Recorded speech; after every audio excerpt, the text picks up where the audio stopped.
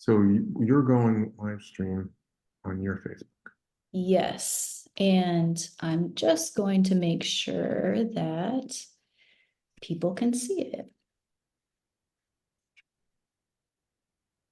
Hold on a second here, public. Okay, now everybody can see it. And I don't believe I can tag you in it. But, oh, you know what? I may be able to, oh, we can just do that later. Okay, okay. Hey, everybody, we are back. We sincerely apologize that the last meeting was hijacked somehow. We've never seen that happen before.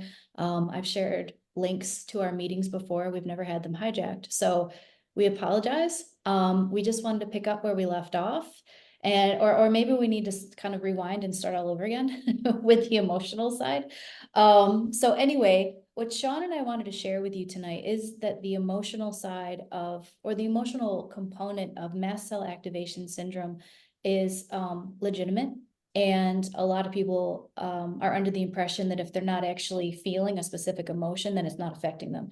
But the reality is that you don't need to be feeling a specific emotion to have it impact the biochemistry of your body. Have you noticed that, Shawn, with your clients and so on? Yeah, in several I have, yes, definitely Yeah. for sure. And you know, I have personal experience with that too, which I had mentioned earlier in my comments when we were promoting this. But like I was talking about my last Zoom before we had to delete it, there are thought patterns and beliefs and feelings that you consciously are aware of. Like you know that you're angry, you know, about something if you knock over a glass of milk or something like that. Then there's subconscious beliefs and feelings and programming that you have that you are not aware of. So you wouldn't be able to verbalize and point to it and say like, oh, when I was 2 years old and I was abandoned in a grocery store, that made me feel vulnerable. You really wouldn't think about that unless someone led you to think about that again. You know, as an adult, we don't think about those things. But the reality is that those experiences can rewire the chemistry of our body. So the chemistry of our body can become very reactive to the environment around us and develop mast cell activation syndrome.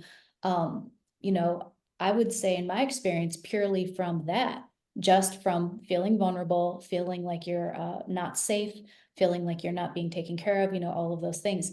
And the people that have this the worst are usually the ones that are not aware of it. And they will say, I had a perfectly normal childhood. I feel very safe, you know, whatever.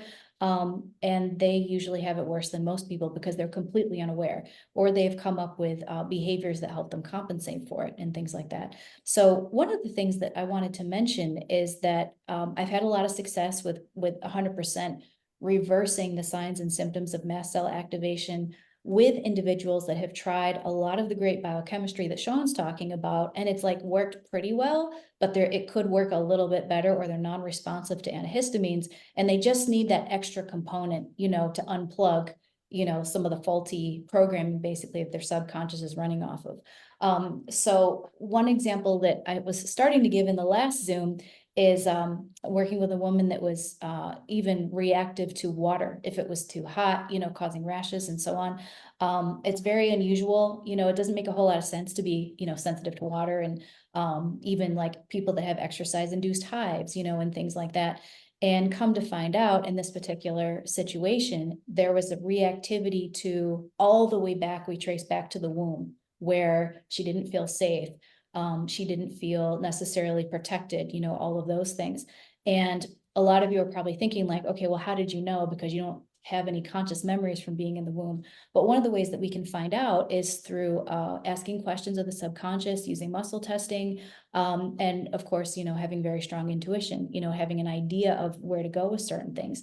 And those programs can be released. The body can be sort of instructed to let those programs go. You're not in danger anymore. There's nothing to be, you know, concerned about. You're an adult, you're safe, and so on. Unplug all those programs, and then the biochemistry sorts itself out. And that might take a little while. That could take a couple days. That could take 2 weeks, depending on the severity of the problem. And then you respond 100% the way you're supposed to, you know, other therapies like what Shawn's recommending. So, have you noticed things like that, Shawn, in your practice, that when people work on the emotional component, they have much better, much faster results? Yeah, because you're reducing a lot of stressors at the deeper levels, and when you reduce the stressors, that actually decreases inflammatory responses. And Yeah, then also, you're actually redirecting the gut blood-brain function because the gut and the brain are bidirectional, but you're doing that through balancing the vagus nerve because passive motions are one of the major factors when you're trying to retrain the vagus nerve that I think there's a lot of blockage yeah, as a result. yeah, So when you remove those deep emotions, I think it allows the communication between the gut and the brain to work much better. I think the fact that it also stimulates and gets your neurotransmitters back in line from a functional standpoint to where your acetylcholine levels will tend to balance.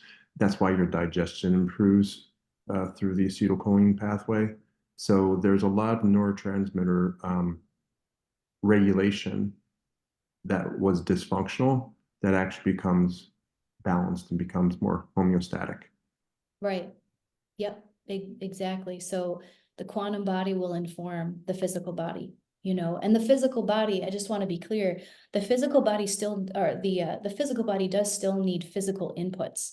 So it's really great to do the quantum body release work, but I really highly recommend that you pair that with additional inputs to help get the body back on track again. Because in many cases, it's been so dysregulated since, let's say, from in the womb, you may need supplementation, like from Shawn, you may just need a specific eating style to put the train back on the track, so to speak. So like we always want to put like the two together so that things work the best. So one thing that I had mentioned in the other live before we had to delete it was that we have seen clinical studies of the grandchildren of Holocaust survivors, and they have hormonal disruption that is clinically significant. And they've managed to correlate this to their grandparents having PTSD from being in the Holocaust. So this is not, pseudoscience, woo-woo, airy-fairy stuff. Like there's clinical studies being done on this. I've shared this in some of the posts we've done recently. And then they've also found very specific emotional states connected to breast cancer, which they feel are primary drivers. And that's another clinical study I posted recently. So the emotional state will really inform the physical body more than what we've been led to believe. So with the increase in mast cell activation that we've seen in the last 4 years, Shawn gave a really great explanation of what happened from a COVID standpoint, and alterations to the gut microbiome and so on.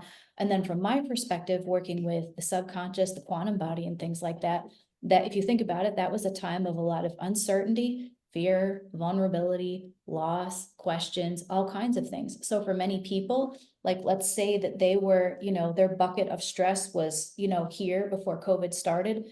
The experience with COVID, whether you had it or not, could have pushed you to here and then up over to overflow, and then suddenly you're seeing mast cell activation cases. They're not responding to therapies. They're blowing, histamines are making it worse, and things like that. So have you seen an instance, Shawn, where an antihistamine actually made the person much worse? There was a question I had on my profile, and she was diagnosed with mast cell activation syndrome. She was given a histamine. It spiraled her into a panic response, which did not stop for a full week after she got off of the antihistamine. Normally, that would be a Benadryl, might be Mhm. one of the reasons why. Because what happens is when you're dealing with, PTSD and things like that, your acetylcholine levels are major. And what happens is Benadryl actually is a anticholinergic. So therefore, it actually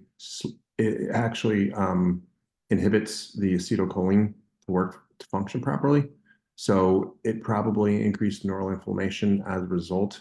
But again, it's probably a multifaceted reason why that happened. Because people do have some paradoxical respects. The other factor is since it wasn't compounded, she's been reacting to some of the fillers in there too, Mhm. and that Yep. could be something that may have overlooked. I see that a lot, and they're like, even with like kids with autism and stuff, they're like, oh, the Epsom salt baths aren't working or weren't working. I said, well, where's your water coming from? Oh, we're getting it from the spigot. So all that chlorine and fluoride is going directly into the system. So it really wasn't the Epsom salt that was the problem. It was the water that was the water that was the problem that was causing the issue. So you have to, when people tell me I took this, I reacted like this, it's one of those things that, okay, what other variables do you have to contend with in order to rule out what is the underlying pathology of why that happened? You Right, know, and you have to know case history. That's why when people put on Facebook, they're like, I took this, this happened. Like, well, there's 1,000 different reasons why that could happen. You know, eventually I found out one lady was hypothyroid. Well, that would make sense. If she took a certain supplement, she made her make her more hypothyroid. Then that stressed out the adrenal glands and that caused her response. So there's, you know, when you're dealing with things from a clinician standpoint, you've got to look at it from upstream, downstream, side stream, because you want to find out why that person's reacting. And that's why when I do my follow-ups and write-ups, I always put the contraindications of what they could experience, and right, and try to keep it basic because a lot of it's over people's head. That's why tonight's consult. That's why with tonight I was trying to keep it on a basic level so that people actually understood, because you can get real in depth and talk over people's heads and it won't benefit them in any way. right. Right. Yeah, I totally agree with that. Has to be bite-sized information that people can really understand and, apply and things like that. So to answer this lady's question, so you explained the PTSD component. I mentioned in my response also there could be some adrenal insufficiency at play, which can trigger mast cell activation, and so on. But I think Shawn and I definitely both agree there may be a PTSD type of component at play if you had that reaction, upon taking antihistamines and then going into a panic spiral for a week after even not being on it. So, although it might not be classic PTSD in the way that people are thinking, like a car accident or being at war or whatever, anything that has put you into fight or flight and kept you there is clinically significant if it's causing biochemical changes. So, don't feel like you need to justify, how bad it was. If you're reacting and you're in fight or flight, something was enough to bother you, is one thing to keep in mind. There were two other questions that I wanted to make sure I address. Oh, here's a question. Teresa wants to know, do you work with GHK? I'm not sure what she means by Oh, that. she's talking about the GHK peptide. Okay. GHK peptide, that commonly is known on the layman's term as like the LifeWave patch, the X39. I've used the X39. It does do a lot of anti-aging effects, and I've seen before and after pictures. The GHK is a huge component that when you're looking at copper dysregulation, may be key to get that bioavailable copper going again.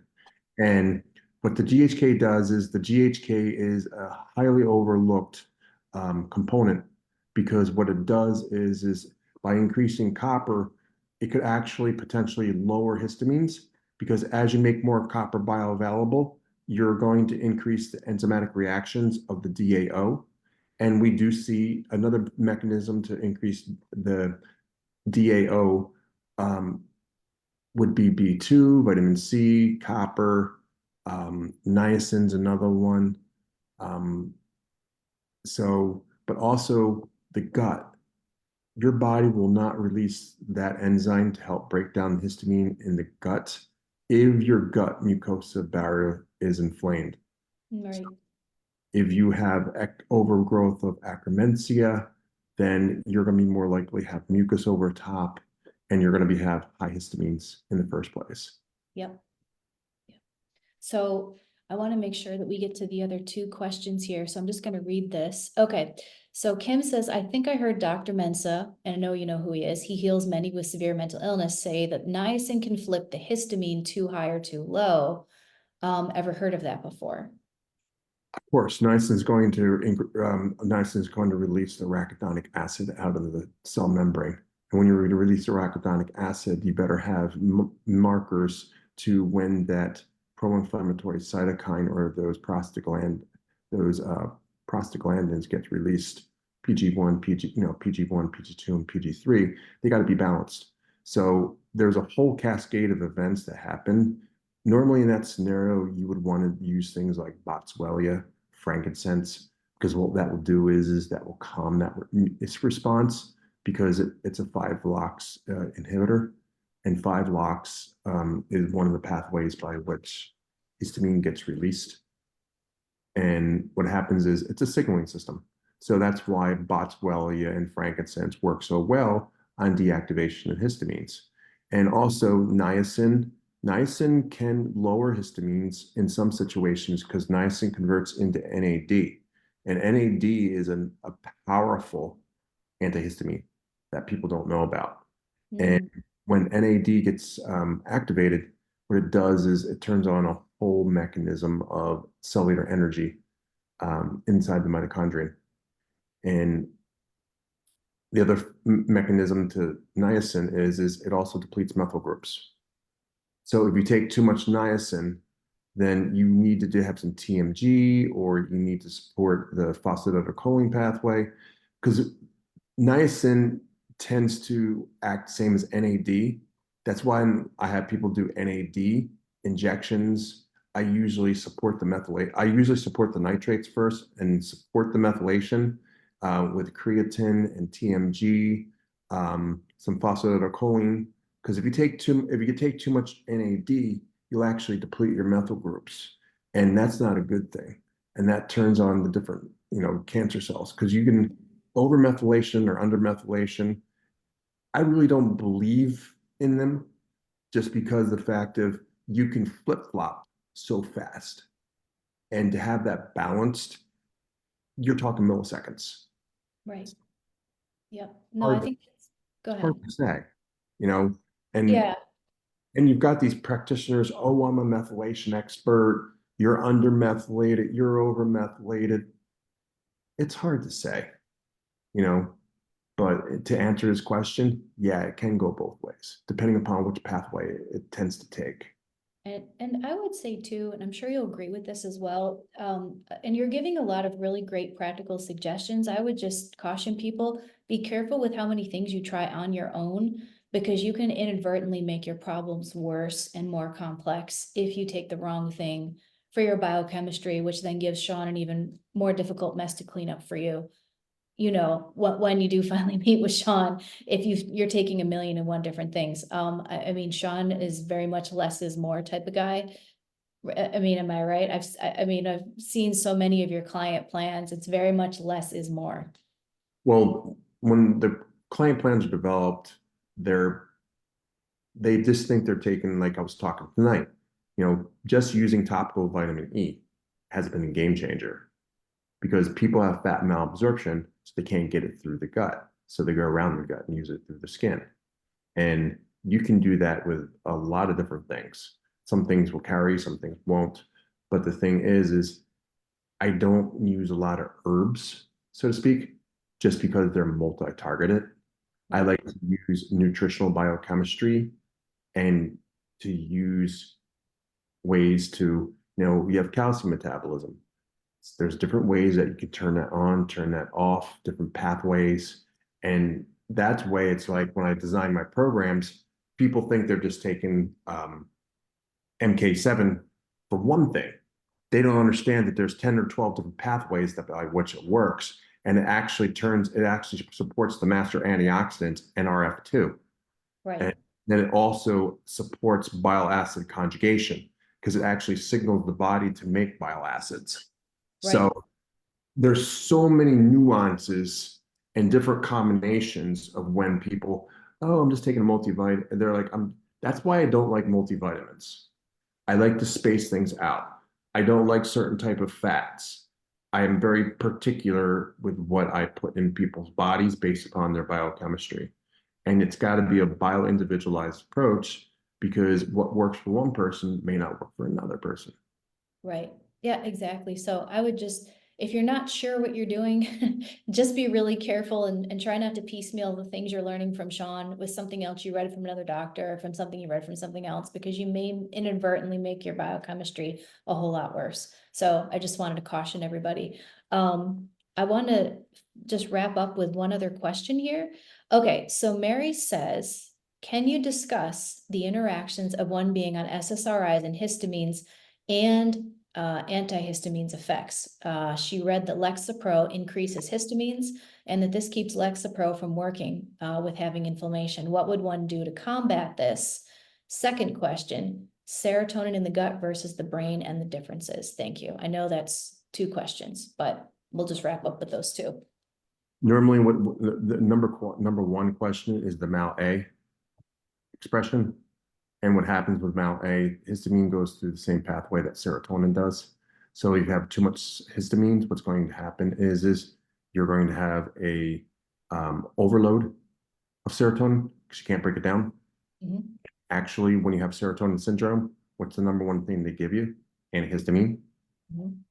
So if you're going to serotonin syndrome, you use a antihistamine to reverse it because that makes sense. Because if you have too much serotonin, you want to increase the MAO-A, which would increase the breakdown of serotonin. And then there's a balancing game between serotonin and dopamine. So it's just not, it's like the Lexapro. And also remember, when you're dealing with neurological inflammation, you've got the chirinic pathway, which is the conversion from serotonin to um, and it, from B6 and serotonin pathway. Well, the chirinic goes in, and what happens is the tryptophan goes to the chirinic pathway or goes to serotonin pathway. And what happens is if it goes to the chirinic pathway, you're going to lose serotonin. So inflammation wise is the more inflammation you have, the more serotonin you're going to lose. So the greater the inflammation is going to impact how the SSRI works in general. And then often through the MAO-A, you've also got what's called riboflavin. Riboflavin deficiencies are running rampant in America. And one of the reasons why that happens is people take their multivitamin in the morning. Well, when you look at the pharmacology of what riboflavin, how it's metabolized, it's in and out of the system within 3 hours. So as soon as you take the B vitamin, it's gone. So what I tell my clients is when they urinate, they should see yellow straight through the entire day. And they don't see yellow through the entire day, that means their riboflavin's on the low side. And that's why I tend to pulse riboflavin throughout the daytime. And that way they can see their urine. And riboflavin gets used up really, really fast for glutathione recycling. It's one of the bullets that, it's one of the shields that Superman has. And riboflavin tends to turn on because riboflavin activates B6, B6 then activates NAD. So there's that pathway by which that happens. So if you're B2 deficient, you don't turn on B6. If you're B6 deficient, you don't convert into NAD through NAD pathway. So it's really about controlling the inflammation. It's really about knowing how those pathways intersect and what cofactors are working within those pathways. And that's where the art form and the science meet. If you don't understand how those pathways work and how they get affected, you can really screw somebody up, you know? Yes, I've seen that actually with some of the clients that I work with before I send them to you, that's being messed up by, unfortunately, I love functional medicine, but many of them have been messed up by functional medicine doctors that aren't familiar with the pathways. So I get them, and then I do what I can with the quantum body and the nutrition, then I send them to you so that you can straighten everything out, on that end of things.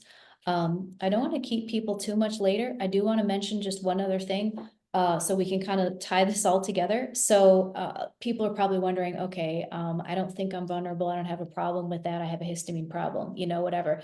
Listen, if it's not your cup of tea to explore the emotional side, that's okay. I would advise you to try every physical input that you can, work with Shawn or work with someone that knows what they're doing, preferably Shawn, because we've known each other for 6 years. You're the best at this out of everybody I know. So I think you should work with Shawn. But try to exhaust all of your physical angles first. If you've exhausted them all, then I would strongly recommend that you consider the emotional quantum component, because nothing else will work for you. And if nothing has been working for you, then you really do need to look at something like that. And I've had a lot of people ask me, You know, can I do emotional release yoga? Can I do Epsom salt baths? Can I do, you know, meditation, things like that? My answer to that would be that's sort of like skimming the cream off of a cup of yogurt. You're gonna get the top of the problem, but you're not gonna get the root of the problem. So you're going to lighten the load, but you're not gonna unplug the program. You're not gonna unplug the root because you get all of the after effects of the root, you know, that you're getting through the yoga and through the Epsom salts and the things like that. But meanwhile, the root is still pumping out and generating the program that's going to create more. So continue to do those things if they're making you feel better, but at some point consider working to find the root with someone that knows how to do it, you know, like I do. I think I've probably put about 6,000 hours of training into this. I was calculating it today, and it's a lot of hours to understand how to do this, you know, not only for my clients, but, you know, even for myself. That's how I got into this, is because I had different things going on. I had mast cell activation, primary and secondary, not under control by histamines, food allergies, anaphylaxis, 911 calls, EpiPens, you know, hives, whatever, not under control. Allopathic doctor sent me to a rheumatologist, cardiologist, blah, blah, blah. They're like, we don't know what to do for you. When I finally discovered a naturopathic doctor that helped me in other ways, but then said, we should probably look at some of the emotional things. Did all of that. And I have not had a problem since then. And that was, well, I'm 42 now. That was probably when I was 24, 26, and it's been permanent. It's never come back since then. I don't have any of those sensitivities anymore. I don't react like that anymore. So, I mean, and that's why I got into this, is that I didn't want anybody else to go around and around and around the merry-go-round like I did and have people, you know, tell me like, oh, sorry, I can't help you. You should go find another specialist. And then you run out of specialists, you know, and you're like, am I stuck? You're not stuck. You just need the right modality, just like you need the right biochemistry with Shawn. You need the right emotional modality to help unplug whatever it is that is concerning you or makes you feel vulnerable or unsafe. It's really important that you do both at the same time, or as close together as possible for the fastest route to the result you're looking for. So I think that's it for tonight. Thank you, Shawn. What an interesting evening. We have never had so many problems. It's usually like smooth, we hit start, we're done. It's a smooth 40-minute talk. This was not that this time. This was a very unique experience. It was, but you know what that tells me? We shared some really valuable information that people really needed to hear. So the more valuable the information, the more the opposition seems to crop up, is what I've noticed. So Yeah, we definitely. got, we got it out there. So Just gotta, I just think we need to figure out how to get you. I like the Facebook Live. I do like this. I do too. I like the Facebook Live. We just got to figure out how to get you on there. Yep. You Yep. We'll know, have to test that offline and try. we'll have to test that offline just to see how that works. You know, because I invited you. I know. And then then I invited you to invite me. And that didn't work either. So we'll figure it out, but well, I'll end the broadcast here and just thank you everybody for still with us. Really appreciate it. If you're watching the replay, thank you for joining us. If you have found this and you did not see the other live, please go over to Shawn's page where he did the first live, which is all the biochemistry, and then this is the other half of it where we did Q&A and then the quantum and emotional body. So there's two to find, and we will do our best to get this uploaded to YouTube for you. So All right. Thanks a thank you, lot. everybody. Bye bye. Yep. Bye-bye.